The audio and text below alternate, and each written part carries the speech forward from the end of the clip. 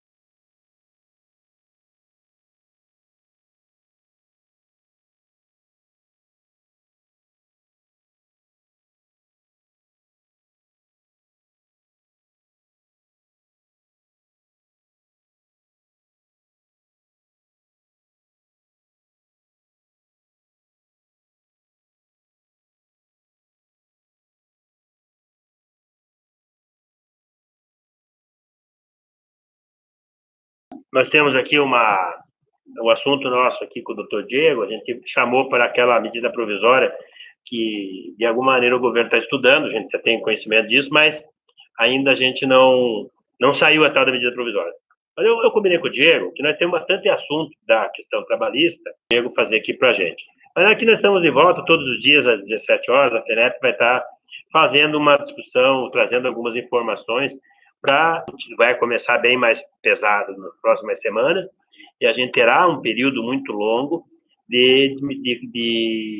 sem aula, né? De muita instabilidade em todas as questões que dizem respeito à escola. Então, a gente vai fazer uma reunião com a federação, com todos os dirigentes, mas tem um pouco de desfocado, cada estado tem as suas posições, mas acredito que a gente vai fazer uma reunião para dar uma melhor alinhada. Cada dia que passa, a sensação que a gente tem é que a pressão está um pouco mais alta, né? Hoje, segunda-feira, 10 dias depois que começou a esquentar bem a questão da pandemia, e a pressão está mais alta. Todo mundo querendo respostas. Infelizmente, nós não temos as respostas. Assim como todo mundo, nós temos bastante perguntas. Tá certo? Então, o doutor Diego vem aqui, ele vai fazer umas perguntas para vocês também.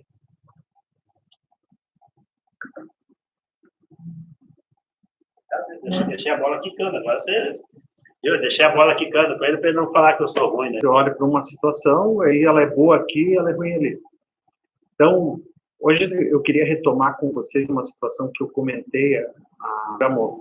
E o que nós temos na mesa atualmente? Nós temos informações do governo, do Ministério da Saúde, dos governos locais, de que essa nossa situação ela vai se prorrogar.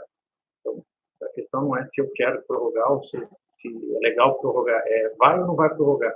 A essa particularidade que as escolas têm. Nós estamos enfrentando a situação de temos que cumprir 200 dias letivos, não temos que cumprir 200 dias letivos, temos que cumprir 800 horas, não temos que cumprir. Até hoje saiu uma notícia que o governo talvez edite uma medida provisória sobre isso, retirando os 200 dias e mantendo as 800 horas. Então, nada é certo por enquanto. Tudo é anúncio do que talvez saia. Então, enquanto não sai, vamos ver o que fazemos. Nesses 15 dias de paralisação, quase todas, de agora, parados, por dias do recesso de julho, do período de julho, para compensação do calendário letivo. Perfeito. Essa era a recomendação que ele viu para a situação que se apresentou. Agora nós vamos ingressar em abril. E aí, quando a gente pensar que talvez fiquemos parados no mês de abril inteiro, surge a situação: como é que eu vou cumprir esses dias letivos se eu ficar o mês inteiro de abril parado? Eu não vou nem falar para frente, eu vou ficar só com abril para a gente trabalhar isso agora. Nós tivemos, em princípio, 11 dias letivos parados, agora em março, e na minha contagem serão aproximadamente 18 dias letivos, agora em abril, se a gente ficar parado.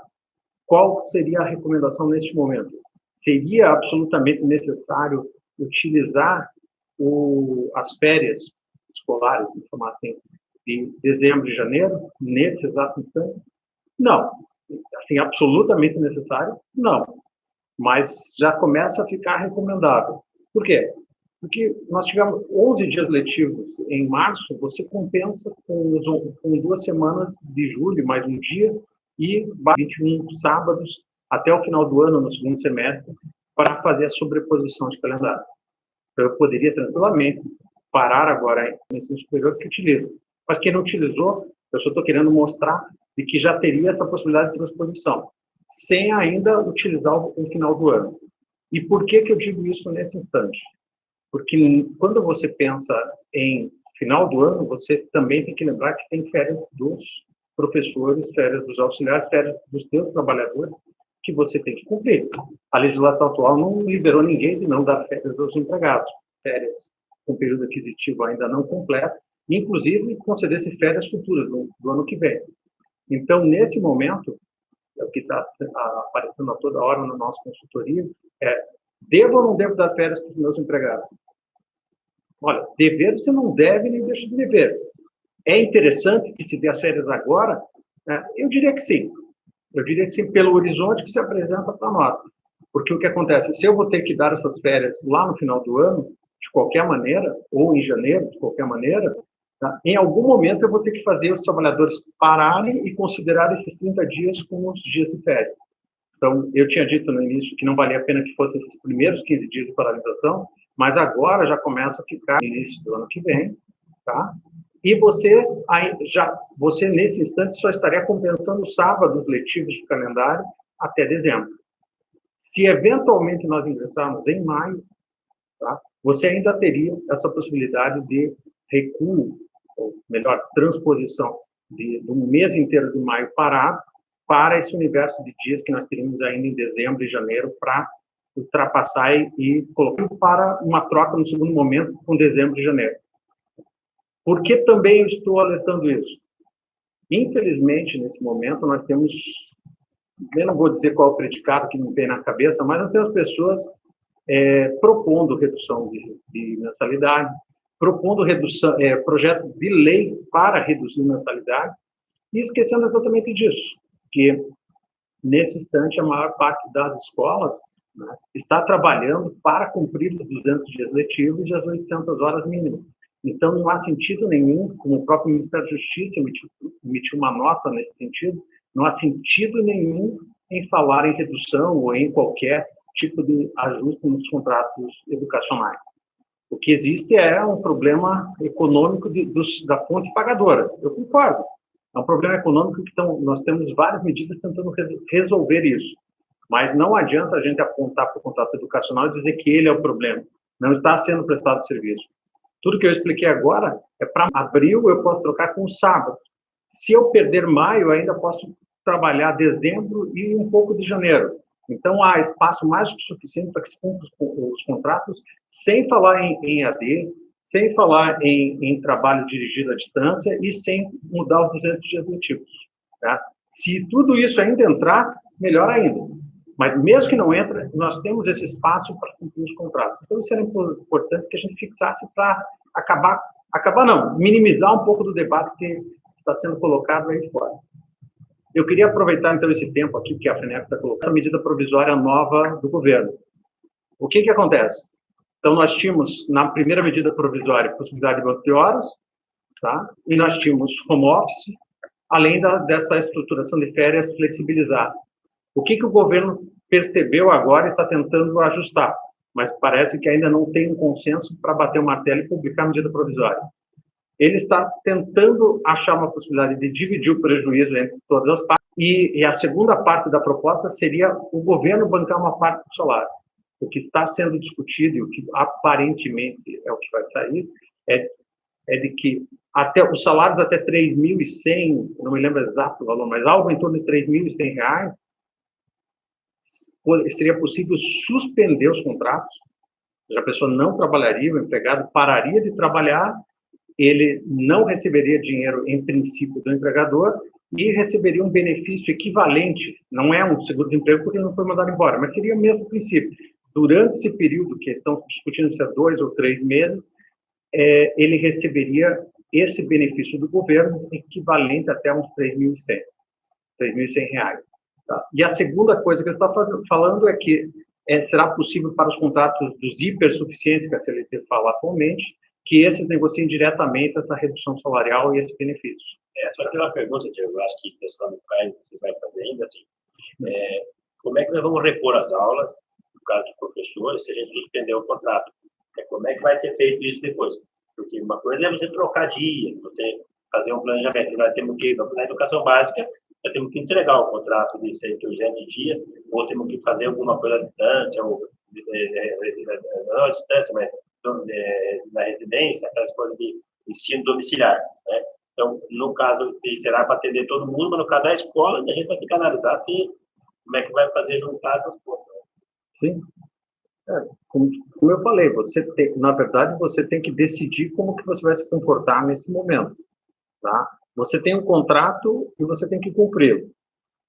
Você tinha um plano de voo que estabelecia um calendário que você estava utilizando, e nesse plano de voo ele tinha determinados dias que estavam marcados, que teriam horas letivas e atividades letivas. O que acontece? Qual a particularidade do nosso setor? É que no instante que você, por conta desse ato estatal de paralisar ou determinar fechamento, ou, no caso, cessação de aulas presenciais, você tem que decidir ou tomar uma posição de como que eu vou cumprir o contrato. No primeiro dia da paralisação, teve escola que trocou a aula presencial por aula à distância. O profissional dele que estava trabalhando presencialmente passou a dar aula de forma remota. Então, esse profissional, ele continuou trabalhando, não aconteceu nada no contrato dele. Ele está dando aula e o calendário dele está sendo cumprido desta maneira. Estou dizendo isso porque se aula à distância ou de estudo dirigido. Em alguns estados isso já foi regulamentado. Então, nos estados em que foi regulamentado, você tem esta possibilidade de você ir cumprindo um dia através de alguma atividade dirigida, através de alguma atividade em EAD, para, inclusive, a discussão se precisa ou não precisa esperar o Estado dizer se pode ou não pode. E eu disse numa outra fala que, na minha opinião, não precisa. Mas é totalmente discutível. Com certeza, o Estado está tão acostumado a ele determinar e regulamentar que ele não vai concordar com o que eu estou falando. Mas eu disse na outra fala que a LDB não diz que para essa situação emergencial e para efeito do decreto-lei 1044/69 precisaria regulamentação do Conselho Estadual de Educação. Então, na minha opinião, não precisa, mas é totalmente discutível. Na hora de se perguntar para os conselhos, eles vão dizer que precisa, óbvio. Eu não vou dizer que quem está certo, quem está errado aqui. Eu estou dizendo, vou colocar margem de segurança. Se eu quiser estar seguro na minha atuação para que eu não tenha problemas depois, para a contagem de dia letivo, e aí seguir adiante. Seguir em tese, como eu coloquei, né, é só uma tese. Eu acho que eu estou certo, mas eu não estou recomendando que a pessoa faça. É uma questão de tomada de decisão de cada um.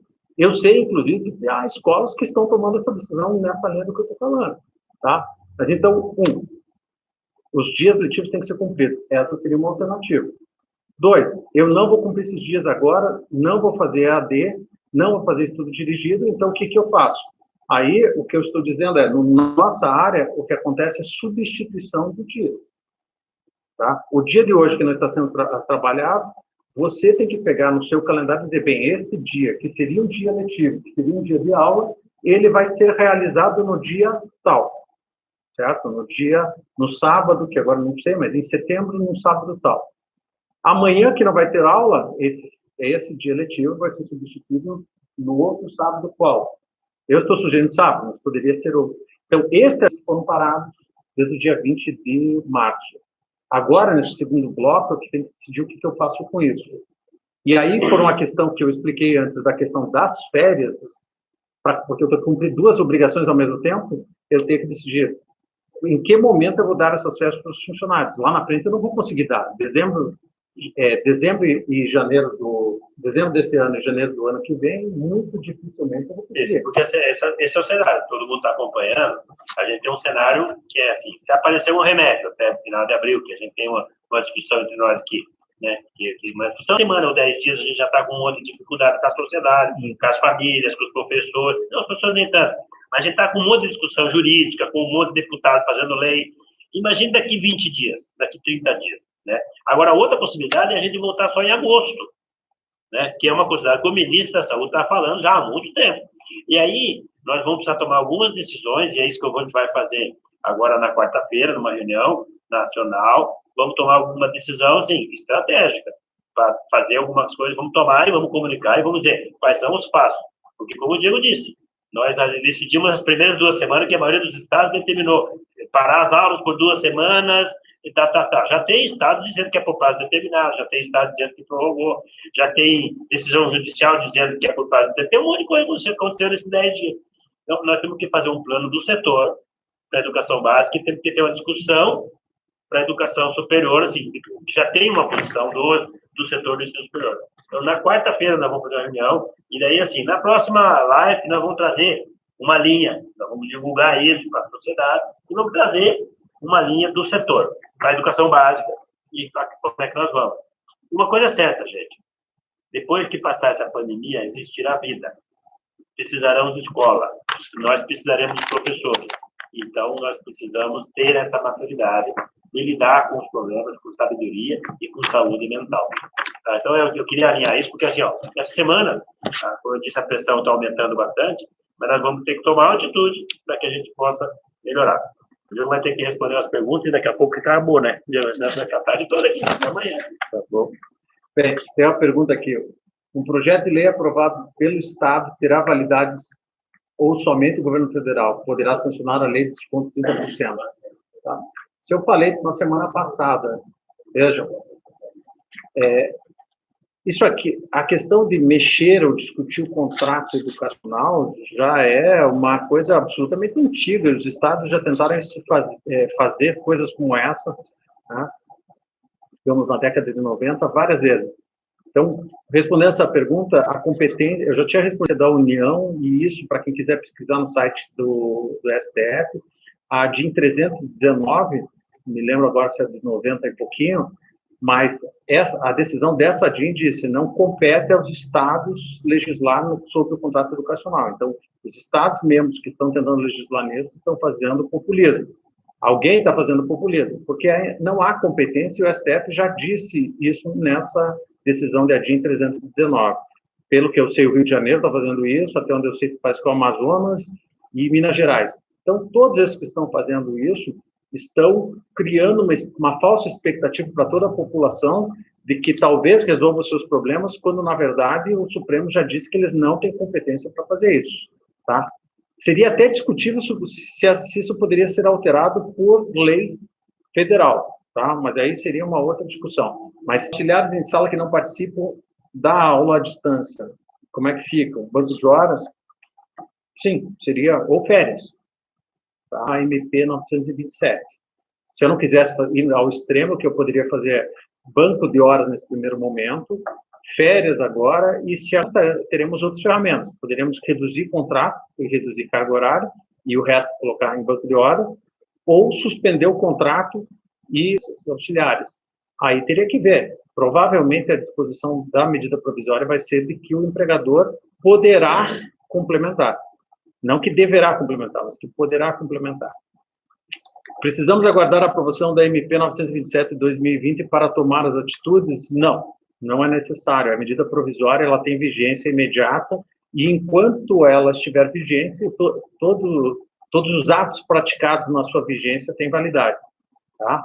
Se ela não for aprovada no Congresso, ela for alterada no Congresso posteriormente, os efeitos serão apenas para os atos posteriores. Aproveitando só, lembrando, o banco de horas que está sendo colocado aqui na pergunta, tá? Eu respondi que pode ser colocado em banco de horas, mas a medida provisória 927 possibilitou, inclusive, um banco de horas especial, 18 meses de compensação depois que terminar o estado de calamidade. Porque o sistema anterior era 12 meses se tiver acordo coletivo ou convenção coletiva, ou até 6 meses se for só por acordo individual. Neste caso aqui, por conta da pandemia, 18 meses com contagem após o término do estado de calamidade. Professores de cursos extracurriculares ou de idiomas podem antecipar as férias? Podem. Como eu falei, em relação às férias, não mudou nada em relação a que o empregador é que determina o momento de conceder as férias. O que está sendo colocado na MP 927 é de que ele não só pode determinar quando vai colocar, como ele pode determinar com menos tempo, 48 horas de antecedência, e pode negociar essas férias, seja as férias futuras de período aquisitivo que nem começou, ou período aquisitivo que está em curso. Se já tiver férias vencidas, aí não tem problema, já valia na legislação anterior o empregador colocar esse empregado em férias. O que mudou... Essa parte que nós estamos falando. Nós tomamos uma decisão há 2 semanas atrás, de dar 2 semanas, muitas escolas tomaram a decisão. Até quinta-feira, agora, tem que tomar outra decisão. Exato. Ou avisar se vai ser mais uma semana de troca de dias, ou se vai ser férias, ou tomar mais uma semana, depois a gente vai avisar que vai ter férias. Cada escola tem que avaliar. Por isso, nós vamos dar uma orientação na quarta-feira para todas as escolas. A gente vai fazer umas férias de aula agora para baixar a pressão, que é uma discussão que a gente vai fazer com todos os sindicatos para ter uma decisão do setor. E aí, quinta-feira, cada escola terá que ter uma posição. Eu vou dar mais uma semana e vou trocar esses dias por dias que vai dar aula no sábado, vai ser assim que são aqueles que a gente já conhece, né? E faz com que, às vezes, a gente fique com 2 pés esquerdos na hora de conceder as férias. O dia mágico para conceder as férias, digamos assim, em quase todas as categorias, porque tem categoria que trabalha domingo, mas, em geral, é a quinta-feira. Por quê? Porque na quinta-feira, contando o recuo do domingo, que seria o descanso semanal natural, ele seria o dia em que eu estaria concedendo sem violar esse dispositivo de antecipação. Então, é isso que o Ademar estava colocando agora. Esta quinta-feira seria o dia para se decidir se vão ou não vão tirar férias, para que se inicie na segunda-feira que vem, dia 6. Tá? Poderia ser na outra quinta, para iniciar no dia 13, por exemplo, sem problema nenhum. Mas essa é a lógica que está sendo colocada na mesa agora. Esta semana é uma semana de decisão, de avaliação de o que vai ser trocado pelo quê, o que eu faço com o método pior, óbvio. É melhor falar melhor nisso. Digamos, dentro do ruim, o menos ruim seria, nesta quinta-feira, dar férias para iniciar na segunda-feira, ou na outra quinta-feira para iniciar no dia 13. Ok? E no caso de um pedido de cancelamento do infantil agora, mês de abril, mais junho, como receber este aluno em agosto? Bem, não é questão trabalhista, mas não vou deixar sem claro. Tem o lado ruim e o lado bom. Tá? O lado bom para efeito dessa resposta é que quando você tem o contrato no qual você tem os 200 dias e as 800 horas com uma amarra, o contratante não pode simplesmente dizer que nós estamos neste momento descumprindo o contrato. Então, nós temos como segurar esses contratos. Tá? Só pode não pagar, mas está descumprindo o contrato. No caso da creche, no caso da academia, no caso dos cursos livres, 4 anos. Fora da LDB, não na educação infantil, quem está na creche, berçário, infelizmente, eles têm o direito de quebrar o contrato, tá? Dizer que o contrato não está sendo executado porque você não está entregando o serviço, e aí sim, em agosto, se tudo voltar ao normal, como todos nós esperamos, nesse tipo de sistema de contrato. Se todo mundo quebrar o contrato agora e a situação no Brasil voltar à normalidade e as pessoas tentarem voltar na academia, voltar no curso livre, voltar no curso livre, voltar na creche, muito provavelmente o dono desse estabelecimento vai tentar reequacionar essas contas para fazer a conta fechar. Tem uma pergunta que está, só para engatar, antes de você mudar de assunto. E quanto às famílias que não estão pagando a escola por não terem aula? Esse é um problema financeiro. E, assim, quando você fala de educação infantil, berçário e tal, assim, tem que negociar com o pai, tem que repactuar, não vai ter muito o que fazer, que nem academia.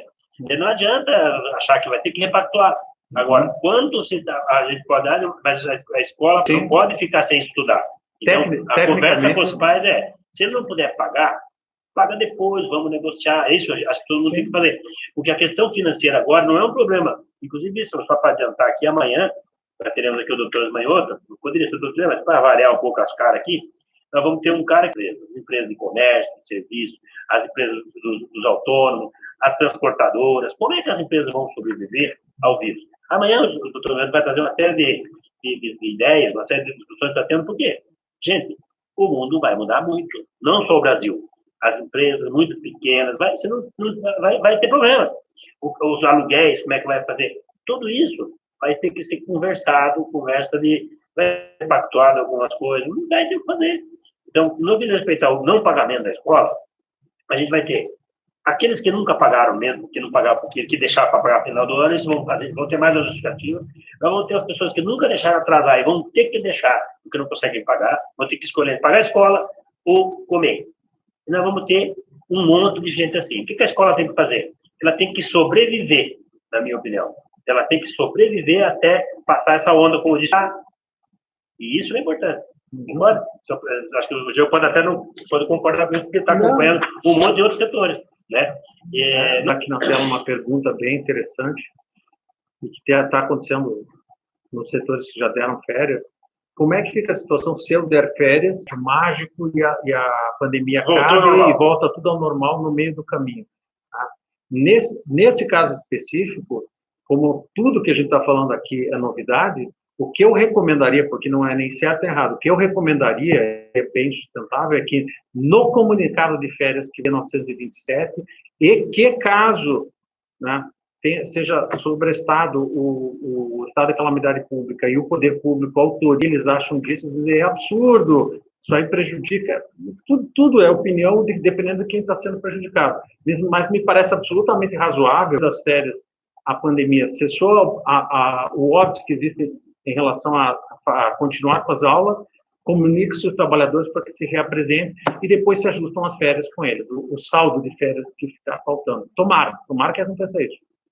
Tá, tem mais umas perguntas aqui. Essas eu respondi. Tem mais umas aqui. Acho que vamos terminar por aqui. Tá bom. Desde a semana passada, já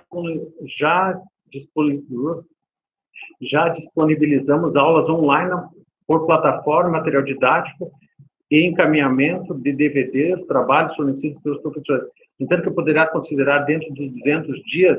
Bem, aqui não está especificando se estão falando de ensino superior ou se estamos falando de educação básica. E também não está especificando aqui qual é o estado. Então, como eu disse antes, se for ensino superior, tá, estiver dentro do projeto educacional desse aqui em estados como o Rio Grande do Sul, São Paulo, Espírito Santo, os estados que regulamentaram isso, nesses estados, com certeza, isso aqui vai ser validado.